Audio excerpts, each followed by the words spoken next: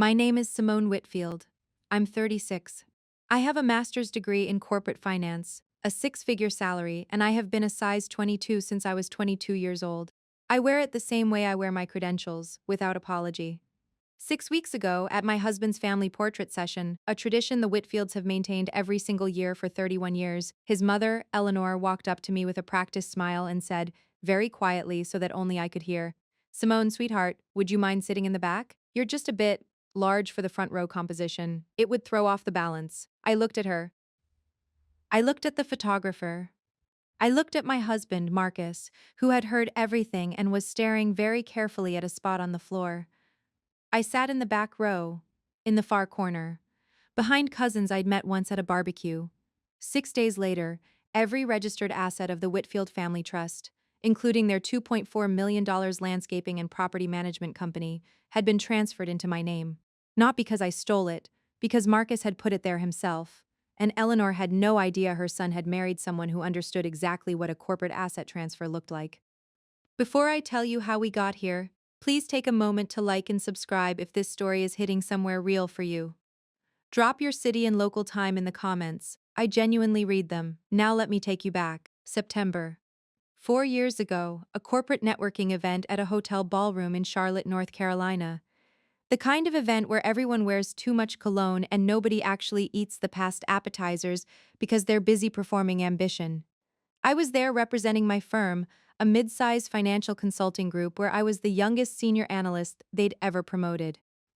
I was wearing a deep plum wrap dress, size 22, tailored to fit me exactly, and I had spent 45 minutes that morning making sure I looked like someone who belonged in every room I walked into, because I had learned early and often that the world would not assume that on my behalf. Marcus Whitfield found me at the bar. Not the other way around. He was tall, well-dressed, had the kind of easy confidence that comes from never having been told to shrink yourself. He asked what I was drinking. I told him sparkling water. He laughed and said, "Me too, I hate these things." We talked for 2 hours. About his family's landscaping empire, about my work in asset restructuring, about the book we'd both read and hated. He asked for my number before his business partner dragged him away. He texted before I got to the parking garage. Within 8 months, we were serious.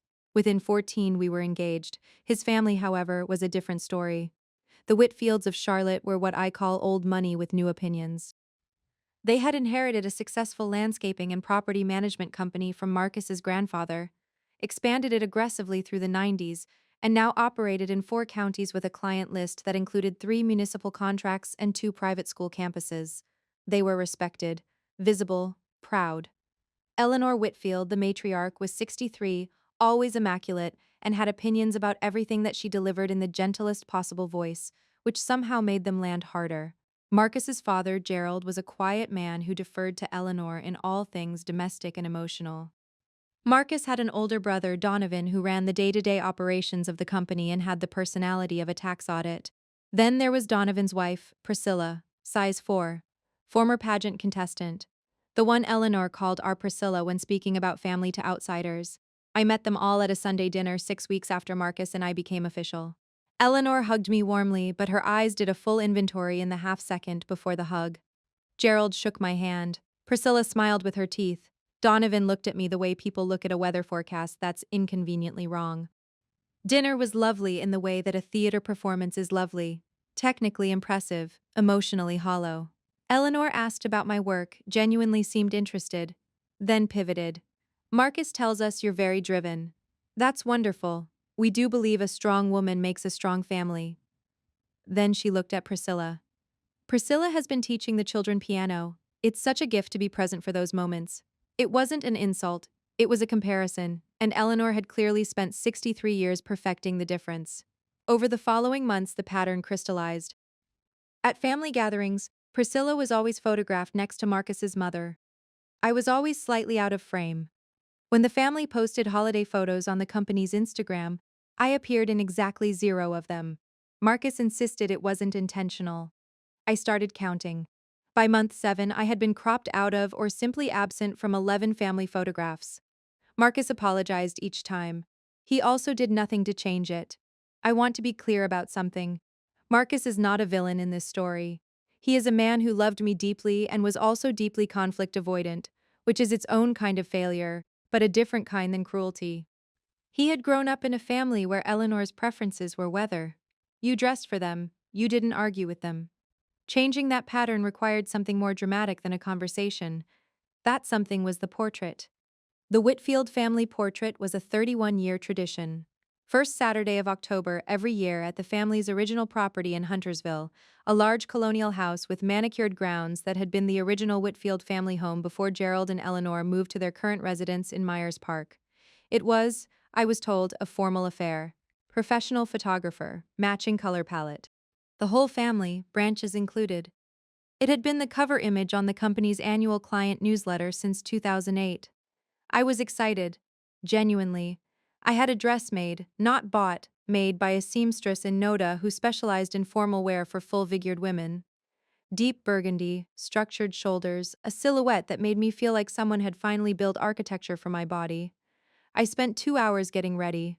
Marcus told me I looked breathtaking. He meant it. I believed him. We arrived at the Huntersville property at 10 a.m. The photographer, a young woman named Kezia, was setting up equipment on the front lawn. Cousins were arriving. Children were running across the grass. Eleanor, in a cream pantsuit, was directing positioning with the ease of a woman who had done this 31 times. She greeted me at the door. "Simone, you look lovely," I thanked her. Then, 20 minutes later, when Kezia was organizing the family into rows for the wide group shot, Eleanor appeared at my elbow. "Simone, sweetheart," she said, voice low and sweetly apologetic. "Would you mind taking the seat in the back? Just for the wide group shot. You're just a bit large for the front composition. It would throw off the visual balance." I hope you understand, it's purely aesthetic. The word aesthetic hit me like a door closing. I looked at the front row. Gerald, Eleanor, Marcus, Donovan, Priscilla, who was already seated in a chair on Marcus's left, close enough that her shoulder nearly touched his. 3 children arranged at their parents' knees like a composition from a Christmas card. There was no chair for me in the front row. There had never been a chair for me. I looked at Marcus. He looked at the lawn. I said very quietly, "Of course." And I walked to the back row and sat in the far corner between a teenage cousin I'd never met and someone's elderly uncle who smelled like peppermints and kept asking if I was the new accountant. Kezia photographed the family for 40 minutes. I smiled in the back row. I smiled when Eleanor arranged the small group shots and didn't call my name. I smiled when Priscilla was pulled front and center for the 3-generation photo. I smiled the way you smile when you're deciding something. On the drive home, Marcus started talking before we'd cleared the driveway. "Simone, I'm so sorry. I didn't know she was going to. I should have said something." "You heard her," I said. "Yes. And you looked at the lawn." "Silence, Marcus," I said very calmly, watching the November trees blur past the window. "Do you own the company?" He blinked. "What? On paper, is your name on the corporate registration, the asset trust?" "Yes, mine and Donovan's and my father's." "Why?" I turned to look at him. "Because I think it's time to restructure the ownership documentation, and I think you should let me help you do it. Here is something most people don't know about corporate asset restructuring in North Carolina. If a business owner adds a spouse to the ownership trust of a family LLC, and the business has no prenuptial exclusions, the spouse holds equal legal rights to that asset in the event of any partnership dispute." Marcus and I had no prenuptial agreement. Eleanor had once suggested it, delicately, 3 months before the wedding. Marcus had refused, firmly, which was one of the few times I'd watched him choose clearly. I had said nothing. At the time, I thought it was romantic. Later, I understood it was also structurally significant. Over the following week, I did what I do professionally. I researched. I reviewed the Whitfield Family Trust documentation, which Marcus shared with me freely because he trusted me completely, and because he was also quietly furious with his mother in a way he hadn't yet found language for. The trust was straightforward. 3 co-owners, Gerald, Donovan, Marcus. The company, Whitfield Property and Landscape Group, was registered as a family LLC under the trust, no clause excluding spouses from transfer eligibility. I drafted a document, not a hostile takeover, not a legal threat. A simple, clean ownership restructuring proposal in which Marcus transferred his 1/3 stake in the Whitfield Family Trust into a joint asset held under both our names. Entirely legal. Entirely standard for married couples consolidating assets. Something that happens every day in family businesses across the country. I explained it to Marcus over dinner on a Wednesday. He read every page, then he looked up at me.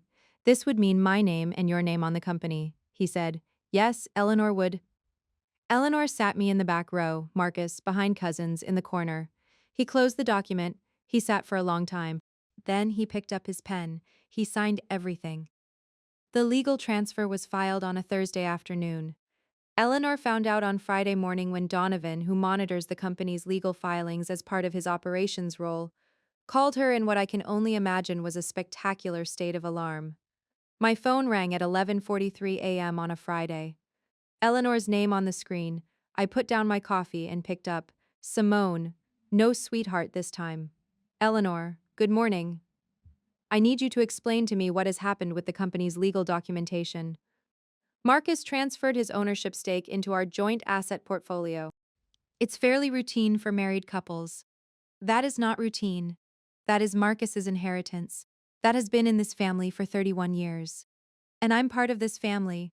Or was that also purely an aesthetic issue? Silence, long enough that I could hear her breathing shift. I don't know what you think you're doing, she said, and her voice had gone somewhere colder than I'd ever heard it. I'm protecting my husband's interests, I said pleasantly, which is what a wife does. You cannot seriously intend to hold a stake in this company. The filing is already complete, Eleanor. It's public record. But I want you to know something. I paused. Let it breathe. I have absolutely no interest in dismantling what your family built. I never did. I have a full-time career. I have my own assets. I don't need your company. Then release the transfer. I will under one condition. At next year's portrait, I sit in the front row. Next to my husband, and every year after that, and when the company's newsletter goes out, my name is in the family section. Not as a footnote, as a member. The silence that followed lasted 11 seconds. I counted. That's your condition. That's my condition. You're doing all of this over a photograph. No, Eleanor. I'm doing all of this because you looked at me and saw a size, not a person. And I wanted you to understand that those two things are not the same. One of them sits in the back row. The other one owns part of your company. She hung up. Gerald called 40 minutes later, quieter, more careful. He asked if Marcus was happy. I told him Marcus had signed the papers himself. Another long pause. Then Gerald said, I'll speak to Eleanor. He did. I'll never know exactly what was said. But 2 days later, Eleanor called back. No warmth, but no coldness either. Something in between, which from Eleanor was close enough to respect. Next October, she said, front row. Thank you, Eleanor. Don't thank me, just keep my son happy. I always planned to, I said. First Saturday of October the following year, the Huntersville property manicured as ever. Kezia set up her equipment on the front lawn. I wore the burgundy dress again, same one, same stress. I'd had it let out half an inch because I'd been lifting weights and my shoulders had gotten broader, which I considered a personal victory. Marcus took my hand when we walked out onto the lawn. Eleanor, in a silver pantsuit this time, directed positioning. When she got to us, she pointed to the 2 chairs directly beside Gerald. Front row, center left, next to Marcus. She didn't say anything. She didn't need to. Priscilla was 3 chairs down. She smiled with her teeth. I smiled back. Kezia photographed for 40 minutes. I am in every single frame. The legal transfer, by the way, remains in place. Not as a weapon, as a reminder. The kind that hangs in the room even when it isn't mentioned. Marcus thinks that's fair. I think Eleanor does too, in the private part of herself where she keeps the things she's learned. I don't need her validation. I stopped needing it the day I sat in the back row and decided what to do about it. What I need, I build. What I deserve, I document. And what I will accept from a family portrait or anything else in this life, I decide. Not anyone's mother,